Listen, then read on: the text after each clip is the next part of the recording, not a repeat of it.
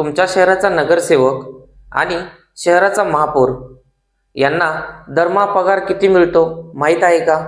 लाखोंचा पगार की फक्त नावापुरतं मानधन?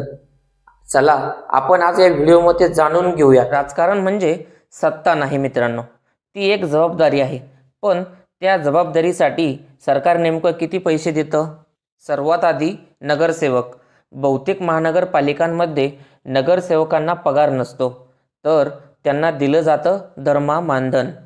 हे मानधन साधारणपणे 5 ते 10 हजार रुपयांच्या आसपास असतं आणि सोबत मिळतं मीटिंग भत्ता आणि काही सोयी. आता शहराचा पहिला नागरिक म्हणजेच महापौर. महापौरांना देखील मोठा पगार नसतो, पण नगरसेवकांपेक्षा मानधन जास्त असतं. साधारणपणे 10 ते 25 हजार रुपये मानधन, सोबत सरकारी गाडी, निवासस्थान आणि अधिकृत सुविधा. पण थांबा, इथे एक मोठा अपवाद आहे. पुणे आणि मुंबईसारख्या मोठ्या महानगरपालिकांमध्ये हे मानधन थोडंसं वेगळं असतं. इथे नगरसेवक आणि महापौरांना मानधन जास्त आणि त्यासोबत अधिक सुविधा, कर्मचारी आणि प्रशासकीय अधिकारी मिळतात.